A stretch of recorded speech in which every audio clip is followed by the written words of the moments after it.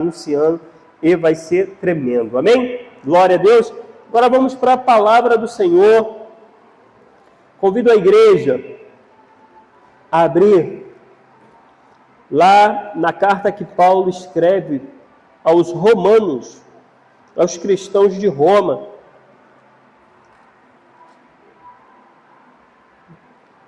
Uma das cartas mais importantes da palavra do Senhor é a carta aos Romanos. Essa carta já influenciou muitas pessoas mudaram suas vidas através dos escritos que Paulo teve à igreja de Roma. Capítulo 12. Vamos estar lendo o versículo 1 e o versículo 2. 2026 é o ano do avivamento. Um ano poderoso. O ano do avivamento. Bem, interessante que Martim Lutero e outros grandes homens de Deus do passado, eles despertaram lendo essa carta, tá bom? Essa carta aqui de Paulo aos Romanos. Quem achou, diga amém. Amém, glória a Deus. Quem não achou, diga misericórdia. Vai achar. Então, irmãos, antes de fazer a leitura do texto, eu convido você a fechar seus olhos. Vamos orar e pedir que o intérprete, Espírito Santo, ministre a palavra aos nossos corações. Pai querido, Pai amado, essa é a Tua palavra, a palavra que cura, que salva, que liberta, que transforma, a palavra que traz vida, a palavra que fez com que o vale de ossos secos fosse um exército poderoso. Essa palavra, Senhor, peço que seja ministrada nos nossos corações. Senhor, que a Tua palavra encontre nos nossos corações um espaço fértil para crescer, germinar e frutificar. Senhor, ministra a Tua palavra aos nossos corações, que não saiamos daqui sem uma resposta, sem um direcionamento e sem um entendimento daquilo que o Senhor quer para nós, Senhor. Em nome de Jesus. Amém. Glória a Deus. O tema de hoje da nossa ministração estamos no ano do avivamento. Então nós vamos falar muitos assuntos acerca de avivamento. Semana passada nós já iniciamos e hoje eu quero trazer uma palavra que eu escutei há muitos anos atrás, impactou minha vida e eu quero compartilhá-la hoje também. O título é Crise, Metanoia, Visitação e Avivamento, tá bom? Crise, metanoia, visitação e avivamento. Agora vamos para Romanos 12. Diz assim: portanto, irmãos, pelas misericórdias de Deus, peço que ofereçam o seu corpo como sacrifício vivo, santo e agradável a Deus. Este é o culto racional de vocês. E o tema-alvo aí da nossa mensagem de hoje, versículo 2. E não vivam conforme os padrões desse mundo, mas deixem que Deus os transforme pela renovação da mente, para que possam experimentar qual é a boa, agradável e perfeita vontade de Deus. Vamos ler novamente o versículo 2, um versículo poderoso. E não vivam conforme os padrões desse mundo, mas deixem que Deus os transforme. Essa palavra, transformar, lá no grego, quando Paulo escreveu, que é assim, irmãos, nós lemos em português, mas Paulo falava aramaico, falava grego, falava latim, e ele escreveu em grego. O que é transformação para nós, ele escreveu lá numa outra língua. E essa palavra que ele escreveu na outra língua é metamorfos. Irmãos, essa palavra ela tem uma profundidade extraordinária. Pastor, que palavra é essa? Metamorfos ou metanoia. O que seria isso? Meta, a transformação, noia, mente. Né? Aí você tem paranoia, está ligada à mente. E outras palavras, né, que esse sufixo. Essa palavra metanoia, metamorfos, faz menção, essa palavra ela traz uma imagem. Qual imagem essa palavra traz? Não sei se você viu uma largata, que ela entra no casulo e se transforma em borboleta. Você já viu essa imagem? Você já viu numa árvore um casulo e daqui a pouco sai a borboleta? Essa palavra ela aponta para isso, para uma transformação interior, que vai gerar um novo paradigma na vida, uma mudança da mente, uma mudança na forma de ver a vida, uma mudança na forma de agir. Então Paulo fala assim, que nós não devemos viver nos padrões desse mundo, no molde desse mundo, mas que Deus possa nos transformar. Não é mudança, amados, é transformação. Você colocou o móvel ali e mudou de lugar, pode voltar. Metamorfos, metanoia, é algo que tinha uma natureza e agora tem uma outra natureza e ela não volta mais a ser aquilo que era antes. É isso que Paulo fala. Paulo fala assim, que a mente de vocês, que antes era carnal, daqui possa ser espiritual, ela possa ser transformada, mas ela não venha mais ser como um dia ela foi. Essa palavra é metanoia. E no culto de hoje, nós queremos falar sobre isso, porque nós recebemos uma profecia. Nós recebemos uma palavra profética. Que palavra profética nós recebemos? Nós recebemos a palavra profética que em 2026 Deus vai avivar. Irmãos, nós precisamos entender que as profecias bíblicas, elas possuem 3 características claras. Elas exortam, ou seja, elas confrontam-nos, elas nos encorajam. Exortar é corrigir, é aclarar para você andar no caminho certo. A profecia, ela também consola, ela traz consolo ao nosso coração. Quando você está ali desanimado, como Jeremias falou para o povo, quando eles estavam na Babilônia, ele falou, pessoal, prestem atenção, daqui 70 anos vocês vão voltar. Parem de chorar. Então a mensagem profética, ela consola o coração, ela traz ânimo nos nossos dias e ela também edifica, ela nos leva a crescer. Embora elas tenham um contexto específico, histórico, real e local, elas carregam um caráter abrangente e atemporal, alcançando gerações futuras. Profecias proferidas há milhares de anos continuam se cumprindo nos dias de hoje. Irmãos, quando nós vamos lá em Oséias, capítulo 2, eu vou só fazer menção aqui para a gente ganhar tempo. Oséias, capítulo 2, Joel, o livro do profeta Joel vai falar do inimigo que virá para desalojar Israel. Joel vai alertar o povo. Mas lá no capítulo 2 de Joel, Deus diz que vai restaurar Israel. E aí, ele tem uma profecia, irmãos, para não ficar na minha palavra, capítulo 2 do profeta Joel, vai trazer essa profecia.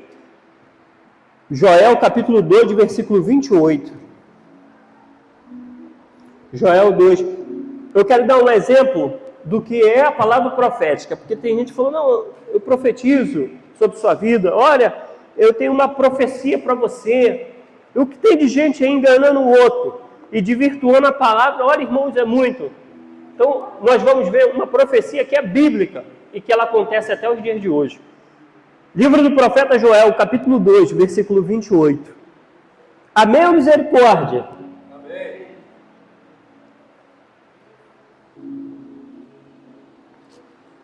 Diz assim, e acontecerá depois disso, de todo o processo que Israel deveria passar, que derramarei o meu espírito sobre toda a humanidade.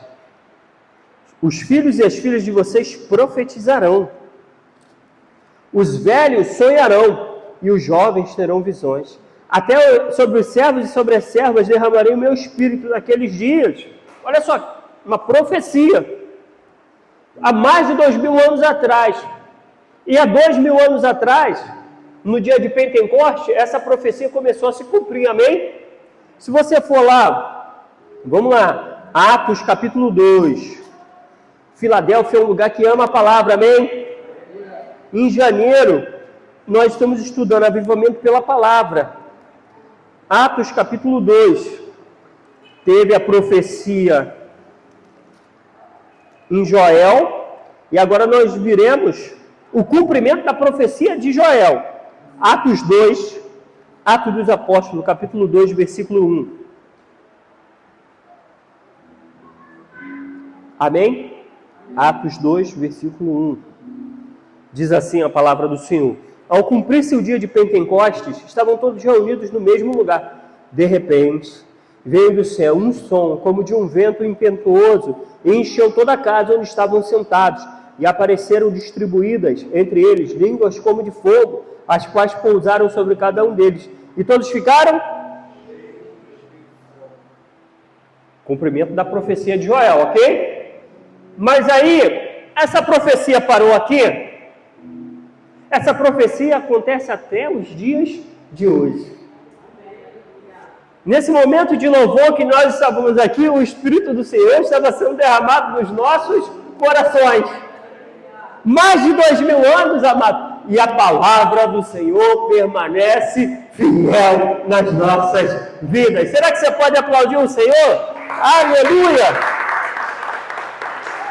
Glória a Deus! Então, amados, a profecia veio de lá de trás, exortando, consolando, edificando, chega até a nós hoje. E nós temos uma palavra profética para esse ano. Uma palavra que nos leva à exortação, a consolo e a edificação. Que 2026, Deus quer avivar o seu povo. E nós precisamos ficar ligados nessa palavra profética, porque nós cremos que essa palavra vai acontecer. E aí eu quero falar um pouco, nós vamos falar crise, metanoia, avivamento, visitação do Senhor. Queria falar um pouco de avivamento. Sei que eu falei um pouco semana passada, mas eu quero reiterar nessa noite, porque existe um pouco de confusão sobre avivamento. O que é avivamento?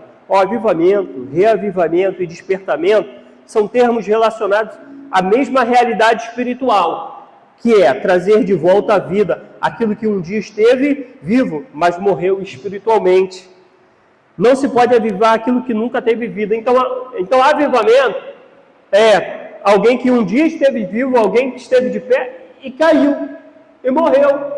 Como na profecia de Ezequiel 37, o Senhor leva o profeta a um vale de ossos secos e fala, será que eles podem me ver?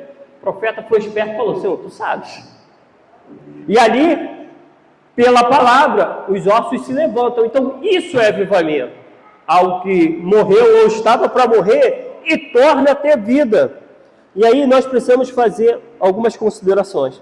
Na Bíblia, o avivamento sempre aparece como resposta de Deus a um estado de apostasia, frieza espiritual ou afastamento do seu povo. Tá bom? Salmo 86 diz assim, porventura não tornará a vivificar-nos para que em ti se regozije o teu povo?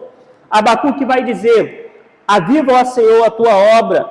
E no Ezequiel 37 nós temos o quê? O vale de ossos secos voltando à vida. O avivamento sempre acontece por meio da palavra de Deus. Onde a palavra é central, o avivamento é genuíno. Então o avivamento é para a Laodiceia, que estava sem Deus, estava morna. Avivamento é para alguém que um dia teve vida, mas está afastado, está frio. E ao longo da história, Deus opera avivamento.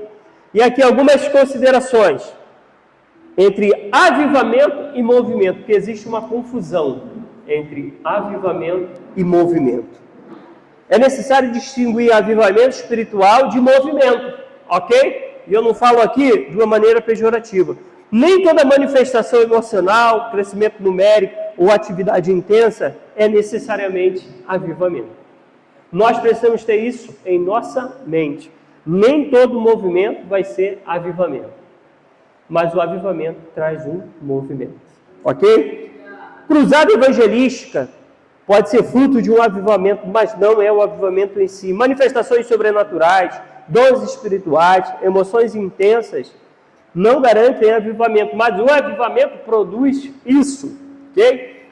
Por quê, irmãos? A gente vai chegar agora no cerne da questão. O verdadeiro avivamento produz transformação de caráter. Se não há mudança prática na vida, nos relacionamentos e no testemunho cristão, trata-se apenas de movimento. O avivamento que não produz metanoia, transformação, não é avivamento, é apenas movimento.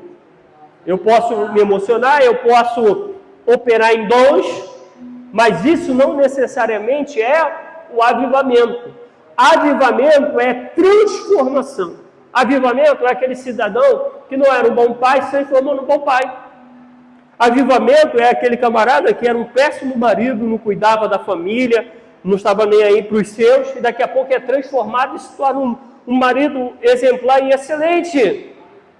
Avivamento é aquele cristão, amado, cristão chuchu, o pessoal antigamente falava isso, né? Cristão Raimundo, né?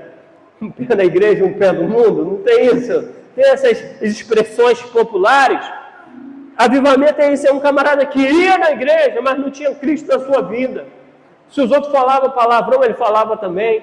Se o pessoal brigava também. Quando assistia a jogo, não tinha nenhuma diferença daquele que é cristão do que não é cristão. E aí um dia essa pessoa é avivada. A partir de agora, irmãos, ela faz uma distinção. A partir de agora há uma metanoia, há uma transformação da mente. Agora ela é outra pessoa. Ela é transformada. Então, todo avivamento produz metanoia, ou seja, transformação da mente.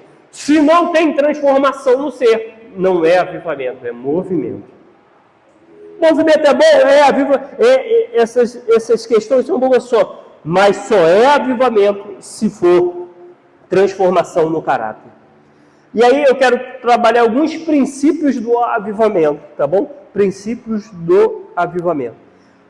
Todo avivamento é produzido exclusivamente por Deus. Amém? Todo avivamento é produzido exclusivamente por Deus. Não tem ninguém que aviva o outro. Não. Fulano de tal aviva uma pessoa. Não. Todo avivamento é produzido por Deus. Só Deus pode avivar alguém. Amém, amados? Não, fulano de tal vai te avivar. Não, irmãos. Só Deus pode levantar o vale de ossos secos. Só Ele. Ponto 2. Todo avivamento começa no povo de Deus. O avivamento não começa lá fora não, mano. O avivamento começa aqui. E Deus quer nos avivar. Deus quer trazer vida. Deus quer energizar. Todo avivamento, irmãos, começa no povo de Deus. Ponto 3. Todo avivamento genuíno está fundamentado na palavra. Não existe avivamento sem palavra de Deus. Pode ter certeza disso. Cuidado com os movimentos e achar que é avivamento. Todo avivamento começa com a palavra de Deus. Ponto 4. Todo avivamento verdadeiro produz metanoia, transformação da mente. Ponto 5. Avivamento sem metanoia é apenas movimento. Ok? E aí, especificando um pouco mais, metanoia significa mudança radical da mente, pensamento e caráter. Trata-se de uma transformação profunda que resulta em arrependimento e renovação espiritual. Não é uma mudança superficial ou circunstancial, mas uma alteração essencial no modo de pensar, agir e viver diante de Deus. Onde há avivamento genuíno, há metanoia verdadeira. Só há avivamento, amado, se houver metanoia, transformação, arrependimento. E agora eu vou falar um pouco dessa relação, arrependimento e avivamento. Avivamento sempre produz arrependimento, metanoia, como consequência inevitável. Em alguns momentos, a metanoia precede e prepara o caminho para o avivamento. Ok? Então, em alguns momentos da história, Deus avivou o povo e o povo se arrependeu, ok? Por exemplo, Pentecostes. No Pentecostes, eles foram cheios do Espírito Santo, começaram a pregar, Pedro trouxe aquela palavra, e o que eles falavam? O que nós vamos fazer? Se arrependam. Então, o avivamento vai levar ao arrependimento. Mas também, às vezes, pode ser o contrário. Por exemplo, lá para o século XVI, a igreja estava esfriando, irmãos. Havia tantas coisas ruins na igreja, todo aquele processo. E um monge, olha só quem Deus levanta, quem Deus desperta. Um monge chamado Martinho Lutero, lendo a carta aos Romanos, essa é a carta que nós lemos aqui. Ele descortina a mente dele. O Espírito Santo gera no coração dele um arrependimento, uma metanoia profunda. Aquele monge, ele começa a pregar a palavra. E um avivamento intenso varre a Europa, a América e os lugares. Eu vou te falar, o avivamento da Reforma Protestante de Martinho Lutero mudou a história da sociedade. Se você pega a sociedade antes da reforma é de um jeito, depois da reforma foi de outro jeito. A sociedade muda, porque o arrependimento abriu o caminho para o avivamento. Então, em momentos, Deus aviva e o povo se arrepende, e em alguns momentos o povo entra no processo de arrependimento e o avivamento chega nos corações. Então, uma coisa, irmãos, está ligado à outra. Eu sei que isso muitas das vezes é chato e é repetitivo, mas se nós queremos viver 2026, um ano de avivamento, nós precisamos ser cristãos melhores. Amados irmãos, nós não podemos ter pecado de estimação. Nós não podemos olhar para nós e nos acostumarmos com práticas que não glorificam a Deus. Se há tempo de avivamento, é tempo também de arrependimento de obras. A santidade está na pauta de Deus, amado. Sede santo porque eu sou santo, diz o Senhor. O nosso Deus, Ele é santo, Ele nos chama a uma vida de santidade. Ah, irmãos, quer dizer que então eu sou perfeito? Não sou perfeito, amados. Mas nós precisamos buscar cada vez mais a intimidade de Deus. Um homem uma vez disse que a oração vai acabar com os maus hábitos, ou os maus hábitos vão acabar com a oração. Não tem como você ter uma profunda vida de oração, ou começar a orar, começar a ler, começar a buscar e manter o mesmo padrão do mundo. A chave para a santidade, a chave para essa transformação é a oração, amados. E uma oração sincera, naquela oração, ó Altíssimo e Augusto Deus, soberano, alto, sublime, poderoso, falando palavras bonitas, mas sem sinceridade. O Senhor Jesus conta uma história, uma parábola. 2 homens foram para o templo orar. Um muito religioso, se gabava, dava um alto valor de dízimo e olhou para um pecador que estava do lado e falou: ainda bem, Senhor, que eu não sou como esse homem aí. Sou religioso, cumpro as obrigações, faço ofertas. E o outro, muito pecador, um publicano, se humilhou. Falou: Senhor, tenha misericórdia de mim, eu sou pecador. Jesus disse que aquele segundo homem, que se humilhou na presença, ele foi justificado. Irmãos, existe um caminho para o avivamento, para a metanoia, se chama oração. Apresente diante de Deus aquilo que te prende. Apresente diante de Deus as cadeias que muitas das vezes são colocadas nas nossas mãos. De repente fala: poxa, eu não consigo parar de fazer isso, parar de fazer aquilo outro. Agora tem um tal do tigrinho aí, rapaz, quantas pessoas perdendo muito dinheiro. Eu trabalho com um rapaz que é professor igual a mim. Ele perdeu mais de 20 mil reais em jogos, que começa de uma maneira astuciosa. Só coloca um valor e ganha, e ganhei, e acabou. Irmã, você não acha, a gente não pode ser ingênuo e achar que um algoritmo foi feito para dar dinheiro para alguém. Não foi feito para tirar. Ele foi feito para sugar. A palavra do Senhor diz que nós devemos viver pela fé, não pela sorte nos jogos.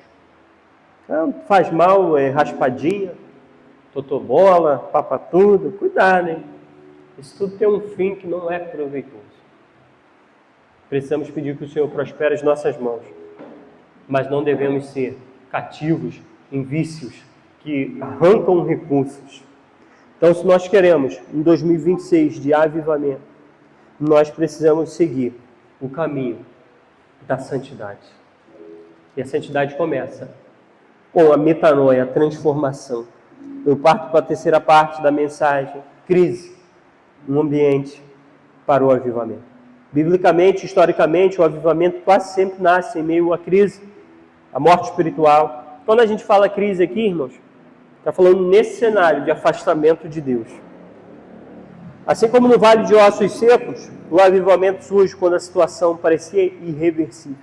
Diante das crises globais, sociais, familiares e espirituais, nós precisamos aproveitar isso. Quando nós olhamos a sociedade, nós vemos um mundo que está em crise, valores, pessoas que se dedicaram tudo a essas questões do mundo e estão padecendo. Então, esse cenário global, nacional, irmãos, a nossa nação está sofrendo. Quantidade de pessoas que passam necessidades, quantidade de famílias destruídas, quantidade de violência altíssima. O Brasil precisa de um avivamento. E esse cenário que nós vivemos é um terreno fértil para o avivamento. A grande saída para o Brasil... Eu ia falar um negócio aqui, mas não posso falar, né? Eu ia falar que era sair o PT, mas não é só isso, amém, amados? Mas está filmando aqui, eu nem posso falar isso. A saída para o Brasil, a solução para o Brasil, amado, é um avivamento vindo da parte de Deus. O que mais essa nação precisa é de um avivamento. E esse cenário de crise, irmãos, pode ser um cenário que Deus vai fazer um grande avivamento. Quarto ponto, visitação. Oportunidade ou perda. Abra comigo lá em Lucas, capítulo 19, versículo 41.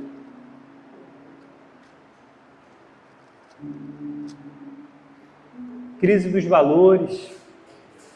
Essa crise aí, irmãos, quantos lugares tem placa de igreja, mas não são igrejas. Nesse cenário que o Senhor precisa avivar essa nação. Lucas 19, 41.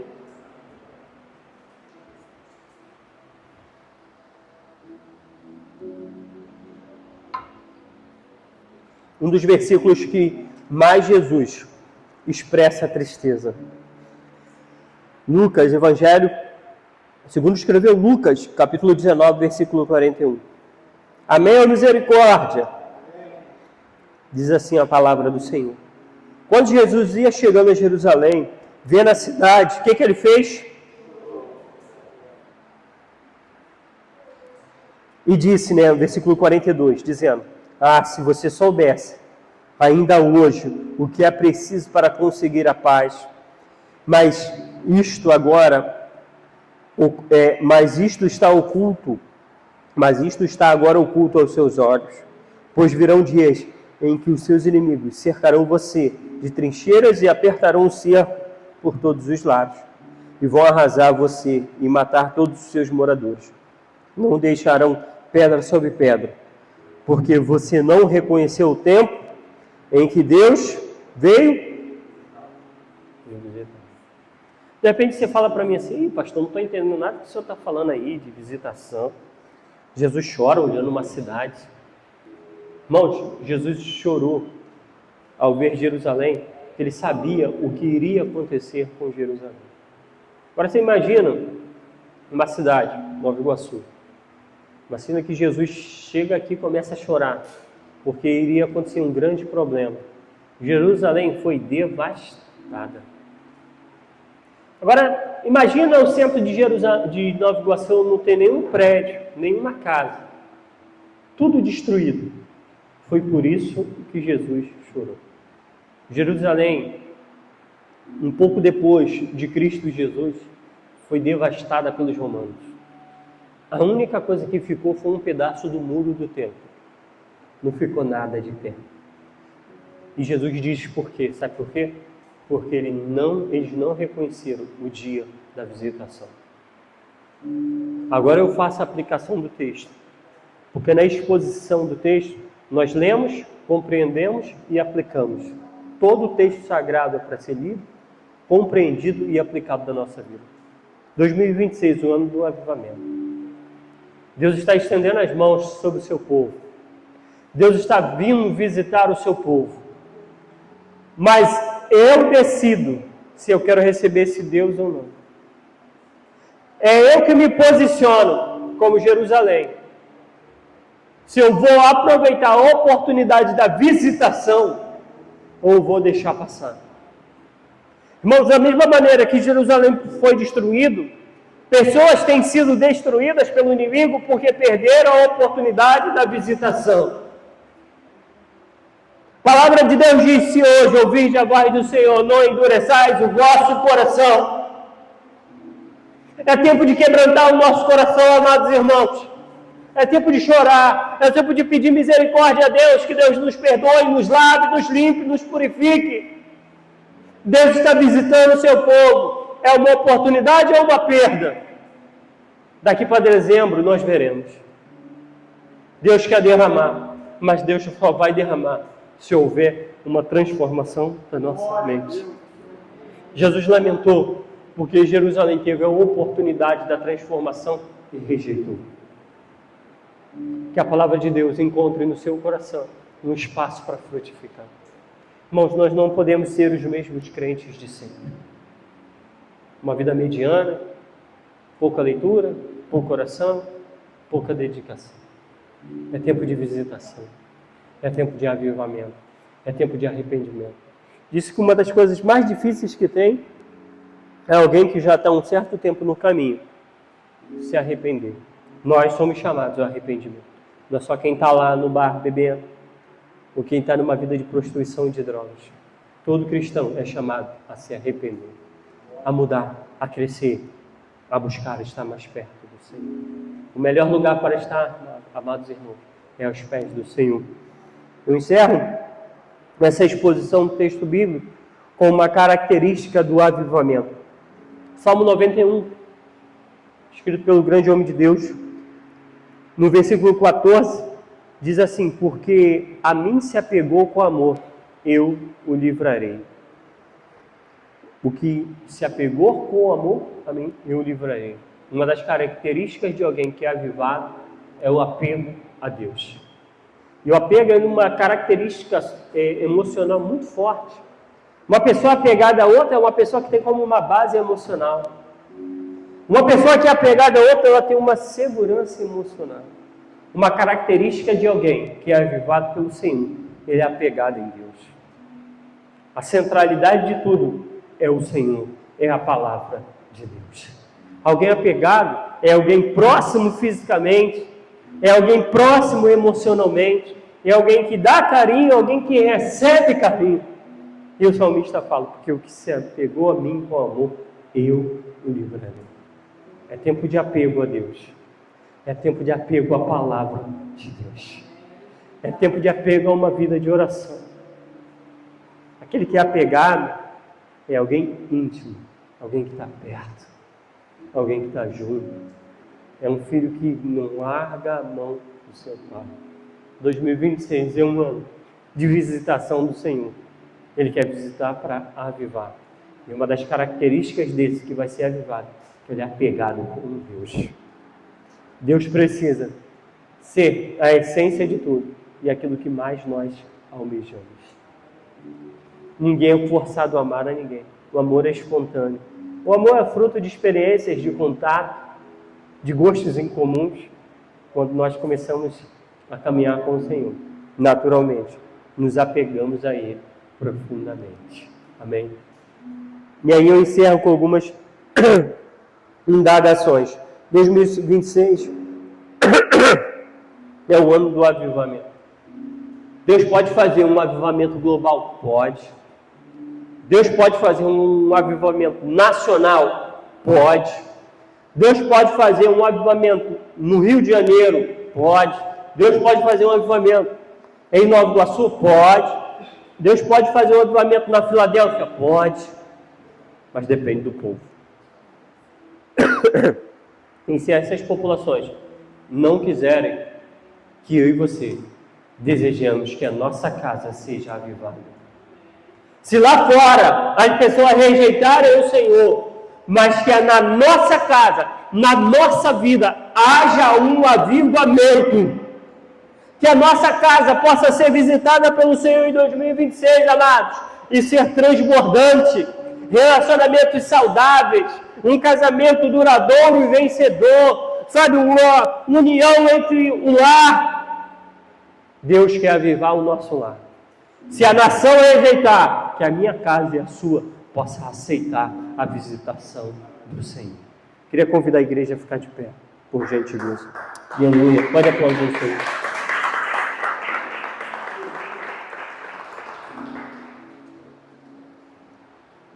Aleluia. Pai querido, Pai amado, graças te damos, Senhor, pela tua bondade, pela tua fidelidade. Senhor, que o nosso coração possa ser avivado, que a nossa casa, os nossos relacionamentos, que os casais possam ser avivados, que os filhos, que toda a casa possa experimentar a visitação do Senhor. Como aquela mulher, papai, que lançou o bálsamo, o melhor perfume que tinha aos teus pés, Como Zaqueu, Pai, que quando viu o Senhor passar e ao convite teu, desceu com pressa. Que nesse tempo, Senhor, possamos desejar receber o Senhor na nossa casa, em nosso lar, com alegria, papai. Senhor, que possamos ser avivados pela tua palavra. Que em 2026, papai, aquele que não era um bom marido se torne, aquela que não era uma boa esposa se torne, aquele que estava longe dos caminhos do Senhor retorne. E assim, Senhor, se a nação não quiser, mas que na nossa vida e na nossa casa possamos ser avivados pelo Senhor, em nome de Jesus. Amém e amém. Você pode aplaudir o Senhor? Aleluia! Glória a Deus! Pode se assentar. Essa noite também é uma noite maravilhosa, é uma noite de ceia. É uma noite que sentamos à mesa com o Senhor. Ceia é intimidade, ceia aponta para a comunhão. Ceia aponta para nós estarmos em comunhão com o Senhor.